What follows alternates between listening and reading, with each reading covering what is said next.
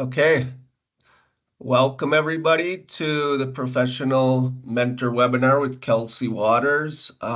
This is, I believe, our third year of doing professional mentor webinars, and it looks like it's the eighth one we're doing, and this is the first one of the school year, the 2025-26 school year.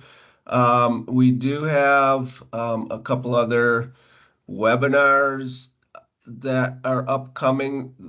The next one is November 4th, and that is DVR 101. So we'll have a representative from DVR going over the basics of DVR, which will be helpful for students and parents and vision professionals. Next year, I'm working on planning at the beginning of the year a webinar on student disability services for colleges, and hoping to have a date for that one soon. And then there are two other professional mentor webinars that we will also be doing in spring. So once again, thanks everybody for attending. This webinar is being recorded, and attendees will receive an email with a link to the recording once it's edited. This afternoon, we have Kelsi Watters, who is a board certified chaplain, and I will let her introduce herself in just a second. But I remember Kelsi. I was looking back in my notes today from she attended the employability, I believe it was 2010, so a while ago. And honestly, I don't remember what your job was, so maybe you could share that if you remember. So I will let you introduce yourself, and then the way this is going to work, it's going to be I'm going to ask a series of questions, which Kelsi will answer. And then if people have questions, you can either enter those in the chat, or at the end, we will open up, unmute people so that they can ask questions in person. So Kelsi, would you like to introduce yourself, please? Sure. Thank you so much. Well, first of all, thank you for inviting me to do this today and speak to you all today. As Dave said, my name is Kelsi Watters. I have been totally blind since birth, and I'm originally from Cameron, Wisconsin. As Dave also said, I did attend the employability program, and that's a 6 week, for those who don't know, that is a 6 week program produced by the Wisconsin School for the Blind in Janesville, Wisconsin. And it gives blind and visually impaired people an opportunity to experience the workforce, particularly blind and visually impaired youth and teenagers, because unlike sighted teenagers, like my brother and sister, for instance, we can't go work at a clothing store or as a cashier or at a fast food restaurant. A lot of times there are some barriers to that, unless we have the proper training and support that we need. So my job was, I worked at M&I Bank as a receptionist, and I enjoyed it very much. And I believe the first time that you and I met, Dave, was at the Apostle Islands program back in, oh gosh, '06 or '07. I don't remember the exact year, but it was somewhere around there. So thank you all. I think it was '07 because I started this job in December of '06, so it would have been the following year, but Absolutely. yeah, I forgot about that. Wow. Okay. Well, thank you. So the first question, please begin by telling us a bit about yourself, your job title, what your job involves, and how long you have worked there. Yeah, so thank you. I am a board certified chaplain. So a chaplain is not the same thing as a pastor. That is a common misconception. A pastor is a specifically Christian minister who leads a particular church. So everything that they do, their teaching, their preaching, their pastoral counseling, their community outreach is done within the context of the church they serve and within the practices and beliefs of their denomination. On the other hand, a chaplain in the workforce is not always specifically Christian. There are what are called congregational chaplains who are Christian and do work in a church setting, but there are also professional chaplains, and some people are both. Some people are congregational chaplains in their church and then professional chaplains elsewhere, outside of the church in the workforce. And professional chaplains are trained to support people of all spiritual beliefs and backgrounds. So, chaplains work in many settings. There are healthcare chaplains who work in hospitals, nursing homes, or hospice. There are prison chaplains, military chaplains, school chaplains, and corporate chaplains. And I am a healthcare chaplain. Most of my experience so far has been working in a hospital setting, including my current job at a 250 bed hospital, which is where I've been for the past 4 years. So, my personal faith background is Christian, and I do also, in addition, work as a congregational chaplain and mental health coordinator in my church.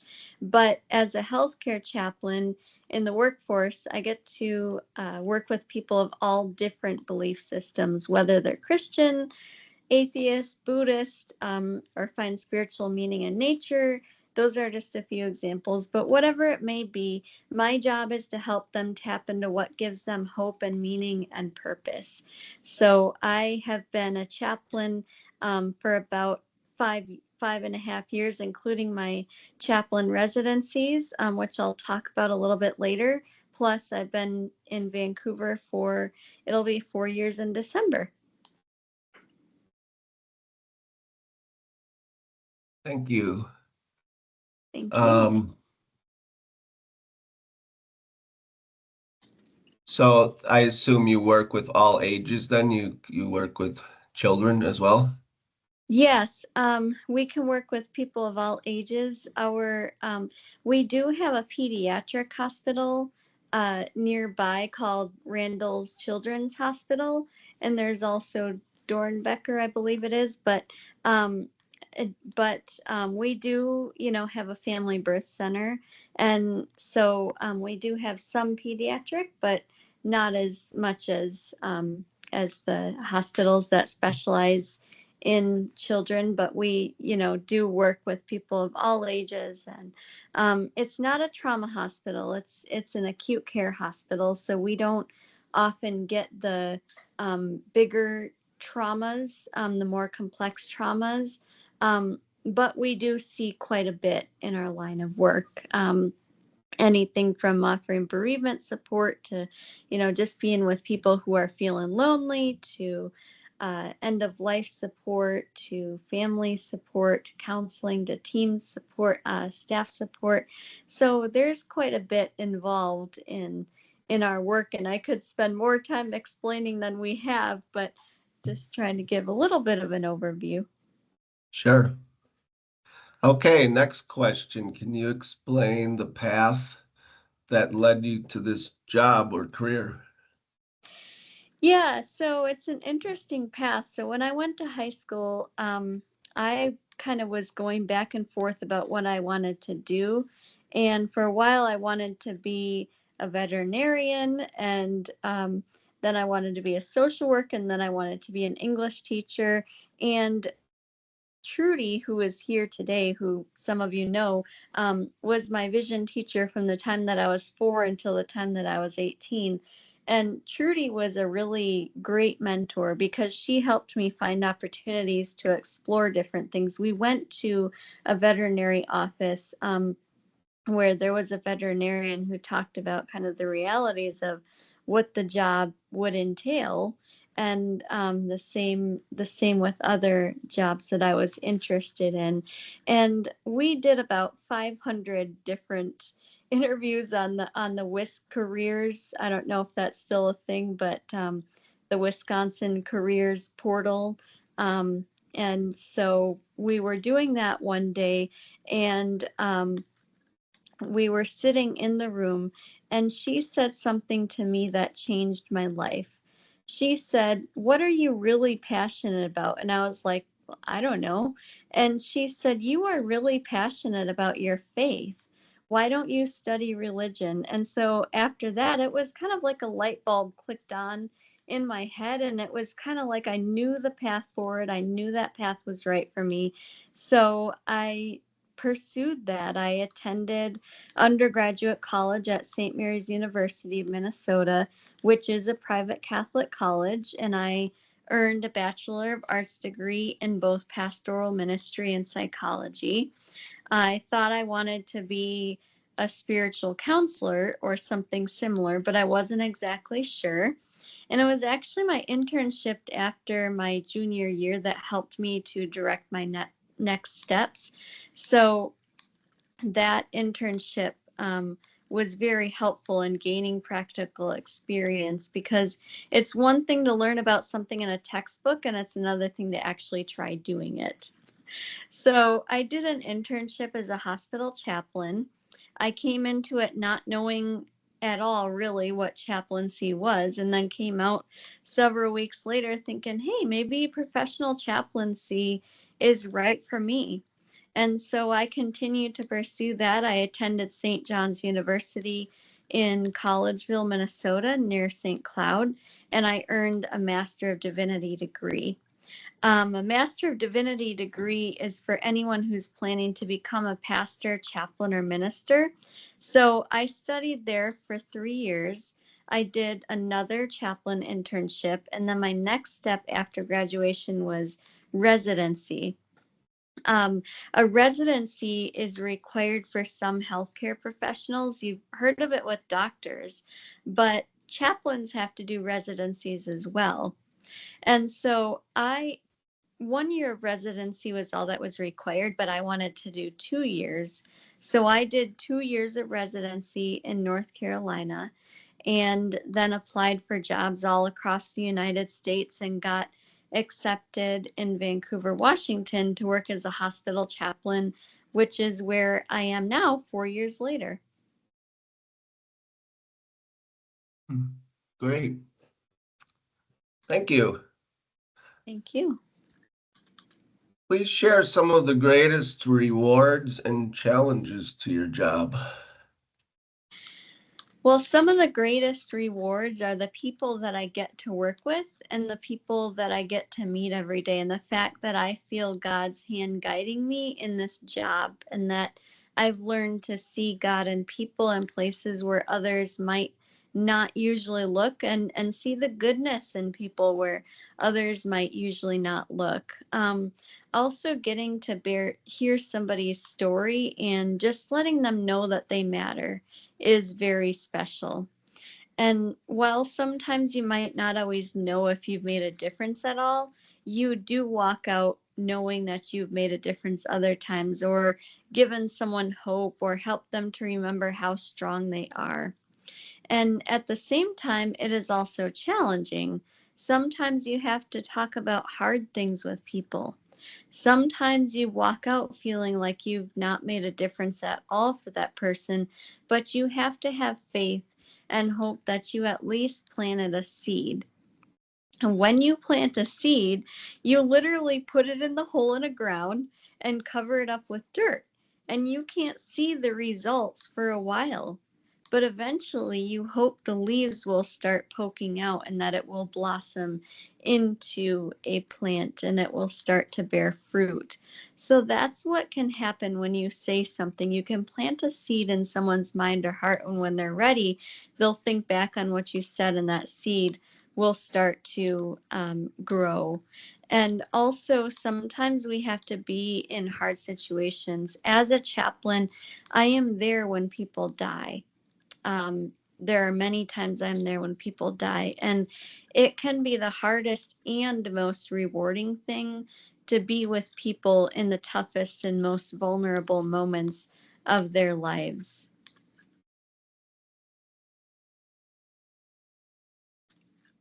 Well, yeah, I bet that can be a bit challenging. Yeah. What are some of the blindness skills that led to success in your job? Yeah, so that's an interesting question. I think they're both internal and external skills. An internal skill is you have to have some inner strength and resilience. You have to build confidence in yourself, and you have to be willing to face your fears. And you have to keep in mind that being brave doesn't mean that you're not scared. It means that you will still try to do something even when you are scared. Like, for example, I was nervous and scared about going to college, but it turned out to be one of the best experiences in my life and opened so many doors for me that otherwise not would have not been opened. And at the same time, I was scared to come to Vancouver, Washington. I didn't know even where in the world that was or what Vancouver, Washington would have in store for me. Um, and also creativity. You have to learn to think outside the box. You have to do that in a world that is sight oriented, and learn to adapt to a world that is not always going to learn to adapt to you. It shouldn't be that way, ideally, but it is a reality that we have to learn to adapt to a sight oriented world while at the same time fighting and advocating for our rights and fighting for a world that prioritizes accessibility. Also, practically speaking, you have to be able to utilize technology in today's world.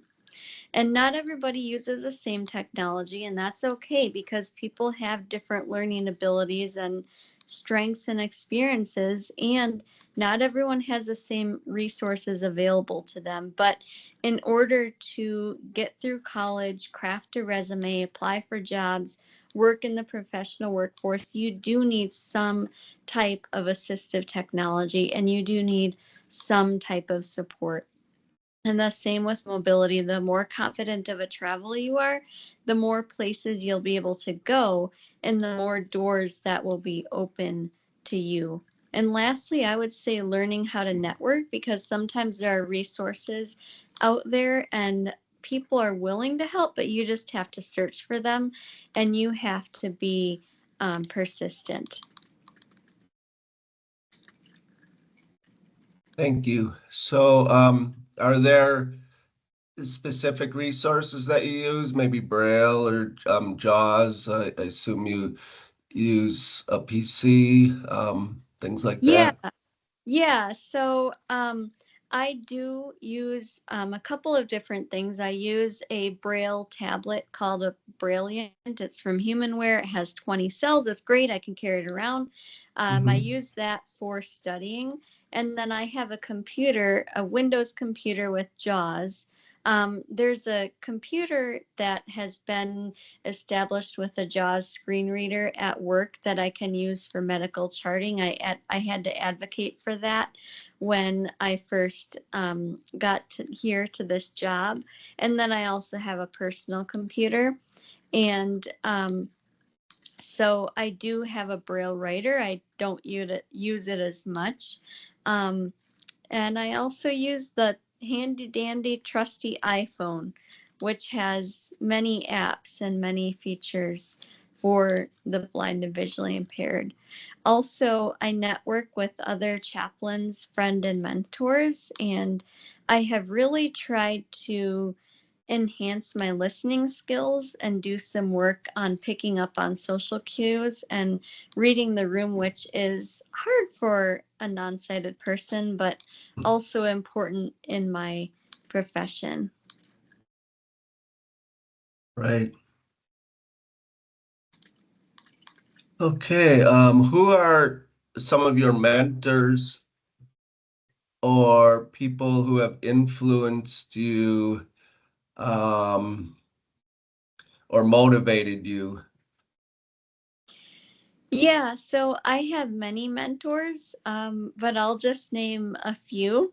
Okay. My parents, for one thing, they raised me to believe in myself and to never allow my limitations to stop me from living my life to the fullest and trying my hardest.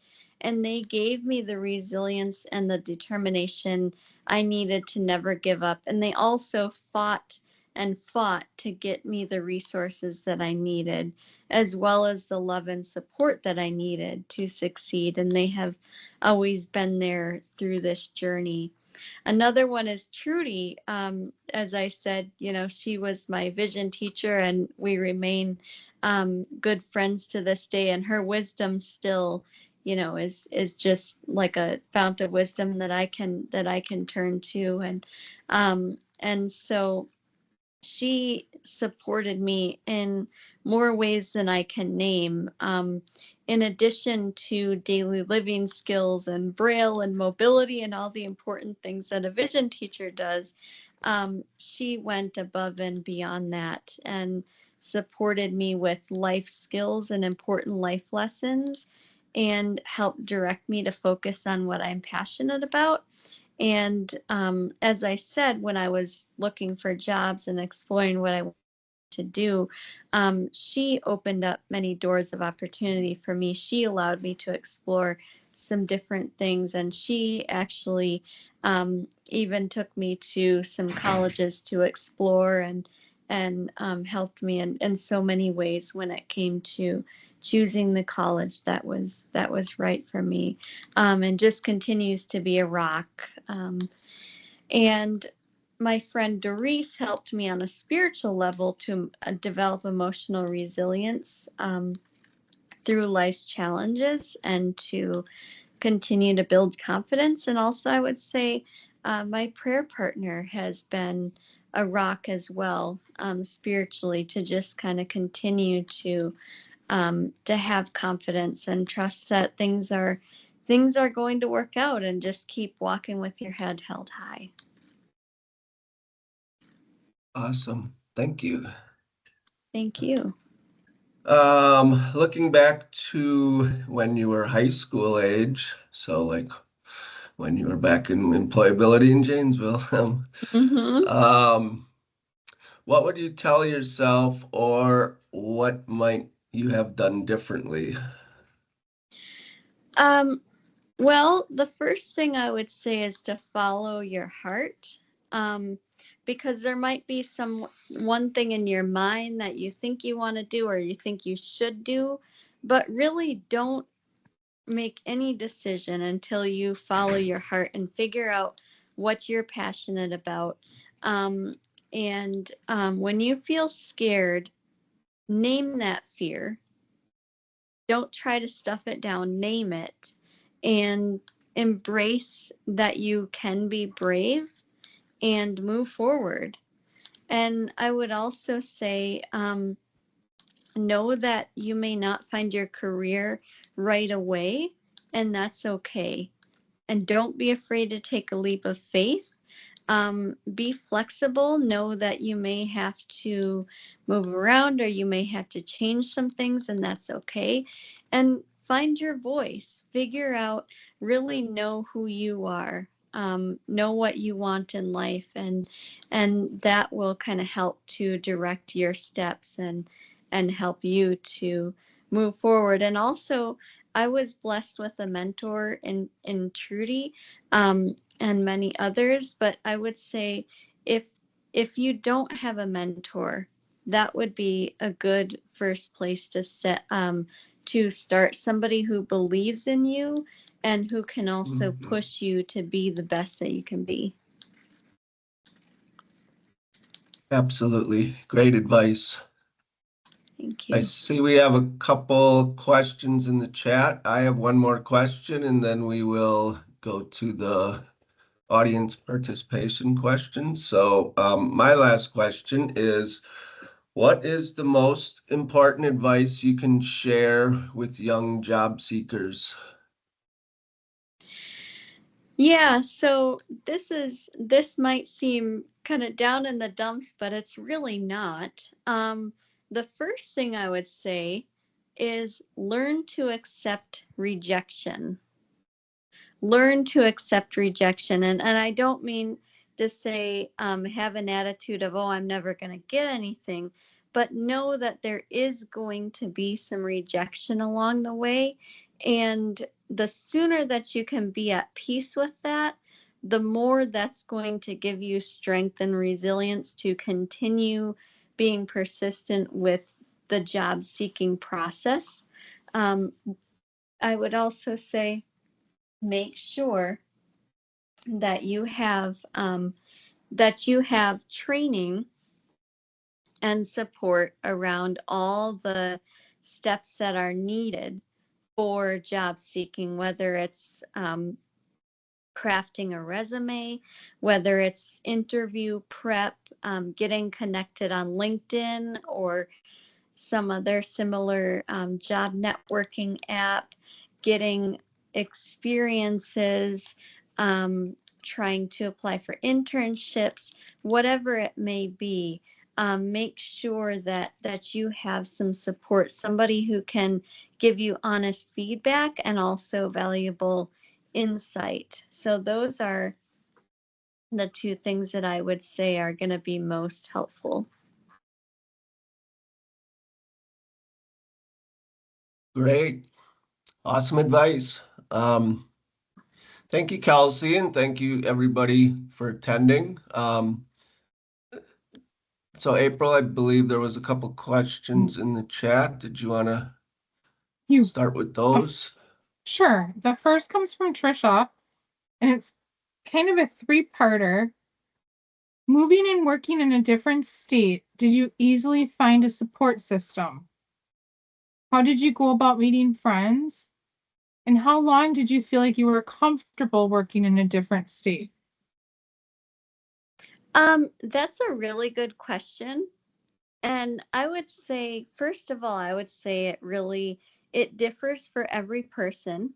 Now for me, I like to travel.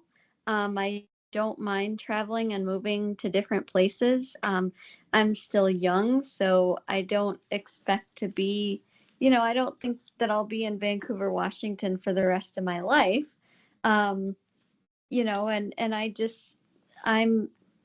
I'm happy to be flexible in that way. And if it feels right for me, and if it's the next right step, then I'm willing to take that leap of faith. Now when it comes to meeting a support system, I think it kind of depends on the area and on the location. I think I try to build community wherever I go, so that has helped me. Now, sometimes there's more of an opportunity for that than others, but um, there has been some struggle. I'm not going to lie, but in every place where I've moved, I have managed to build a support community of friendships that have continued on even when I have physically departed. And now I have friends in Wisconsin, in Minnesota, in North Carolina, and in Washington, and even in other states, people that I've connected with that I haven't even, met physically or often been in the same space with physically. So it's great. Great. So we have a hand up, and I think we'll go to that, then we'll come back to our next question. Mary, your hand is up. Well, mine is not really a question. It's just that Kelsi is so modest. I'm one of her coworkers. I was on the committee to hire her, and among many things, she is just an amazing chaplain, but just an amazing person. She's been nominated for our Sunshine Award, which is an award to non-clinical employees. You may not be aware, but she does on-call, called in the middle of the night. She does have a sleep room here, but she works everywhere from the emergency department to short stay visits with the children, um, anything in between. She's just an amazing person. I don't think that staff who haven't met her or who haven't known her very long are fearful of her walking near stairs and things like that. They don't give her enough credit. But she's just amazing. She lives by herself, has a garden. Just I'm just so impressed. And I think Chaplain Stephen also would echo that, wouldn't you, Stephen? Thank you, Kelsi. We're glad you're with us. We are Thank you, blessed. Mary. That is amazing. It is. Trisha also has another question. Did you have any roadblocks that became a wonderful experience and great life lesson? Yes. I think that's a good question from Trisha, because I think that adds to the question number 6 and 7, the advice to high school students and to young job seekers, which is you are going to face roadblocks. And there's a spiritual that says, please, Lord, please don't move my stumbling block, but lead me around it. Because in leading around the stumbling block, you kind of learn some lessons along the way. Um, and I think that one of the first roadblocks that I experienced was, well, in my junior year of college. That was also when my stepbrother got a traumatic brain injury, and that was one of the hardest times of our family's life. And I think for me, one of the things, though, that it helped me to realize when I was visiting him is um, how well the staff in the hospital cared for him, and how well the team in the hospital cared for him. And um, that I think that maybe started to plant the first seed of me, wanting to work in healthcare, wanting to, try to be a part of that team that was gonna make a positive difference in somebody's life. And I think another thing too is that I have had many job rejections and many disappointing ones. When I finished residency, I wanted to I wanted to stay and work in North Carolina, but that just wasn't in the cards for me. And at first I was feeling like, well, what's wrong with me? Nobody wants me. I what is going on? Why am I not getting hired? And then I was reached out to by someone in Vancouver, Washington, working at Legacy Hospital, and I actually, to tell you the truth, I forgot that they had even reached out to me because I was overwhelmed doing so many different interviews and things. And then she reached out to me a couple months later, and I thought, okay, I really need to get back to her and at least grant her an interview, at least give her the chance. And I'll be really honest, I don't even remember my interview here. I know other people on the hiring team say that Mary was on that committee, and I know others say that they remember it. I don't remember it. I remember a couple people who were there, but I have no idea what I said. Which isn't the greatest thing, but it was, I think I had just had so many interviews at that time. Um, and yeah, so I think that was another roadblock. And during the middle of my first year of chaplain residency, COVID happened. That was when the COVID-19 pandemic first began and hit our country. And so what that meant for me is that, and what that meant for chaplains and healthcare workers, is we had to find new creative ways of giving care. And one of the things that I learned to do really well was to do chaplain visits via telephone. And also, I started writing different prayers for different departments in healthcare. And that really, that was something that I hadn't done before, but it really was meaningful to me and was meaningful to them. And just finding new creative ways of caring for patients and staff. It wasn't a good thing that the pandemic hit, but something good came out of it, if that makes sense. Thank you. Do we have any other questions?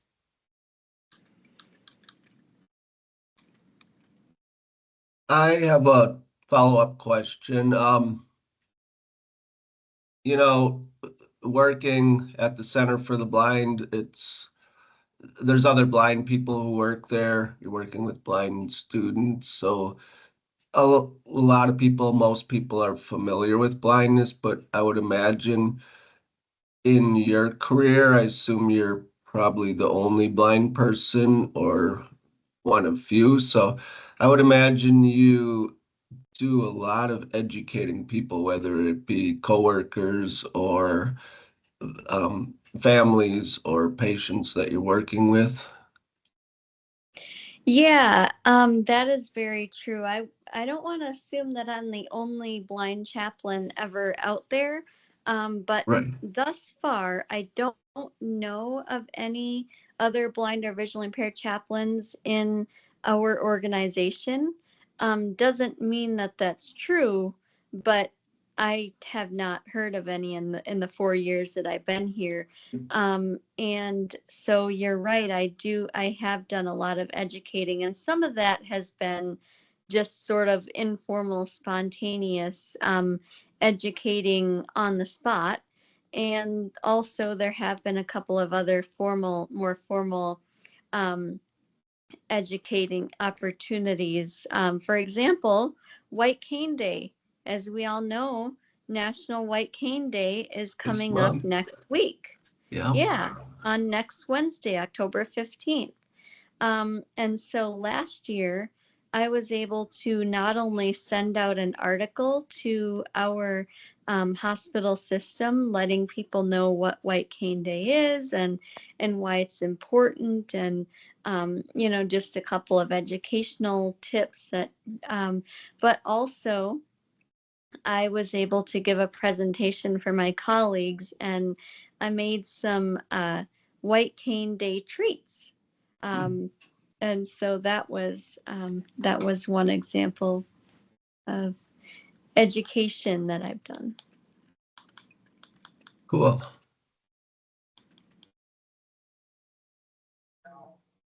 There's no other questions that have come into the chat. People are welcome to unmute and ask questions if they'd like.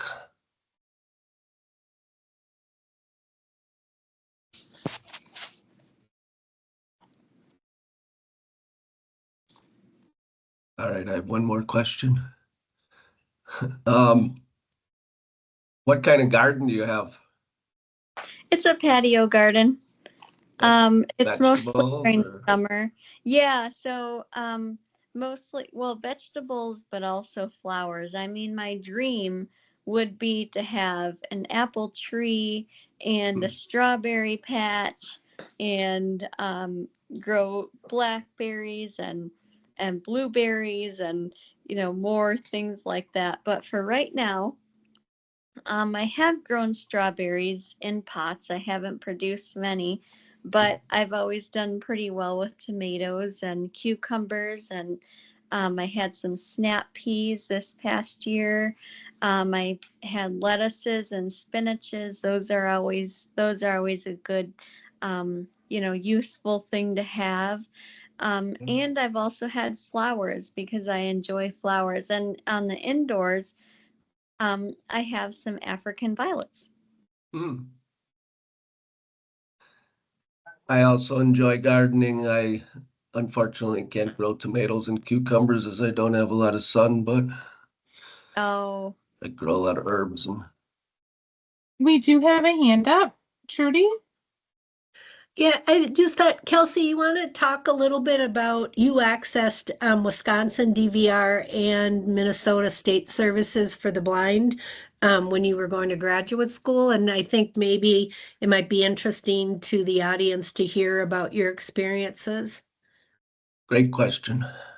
yeah. So thank you. I did work with a couple different counselors in Wisconsin DVR as well as Minnesota State Services for the Blind. I worked with one counselor, and what happened was even though I was in Minnesota.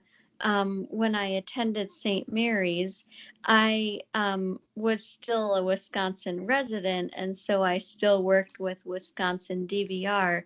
So there were kind of some tricky things with, transitioning services between Wisconsin and Minnesota and the services that could be offered. But once I transitioned when I went to graduate school, I became a Minnesota resident. Um, and I was going to school in Minnesota. So then I started to access the Minnesota State Services from the Blind. And the support I experienced was wonderful. And it seemed that there were a lot less barriers.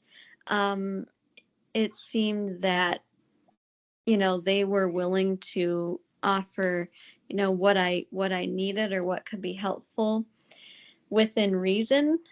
Everything from tuition to mobility to um, anything that would be helpful to me.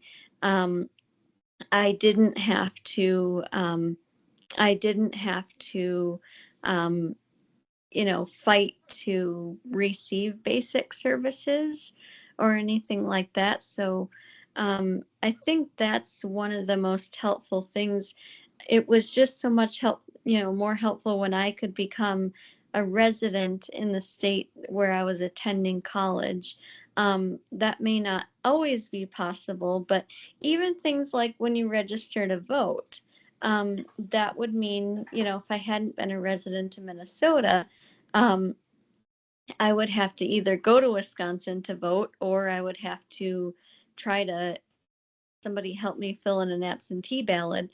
So there was just so much less barriers when I could become a resident of the state where I was actually attending school. Do you receive services from Washington State DVR, or did you? I did.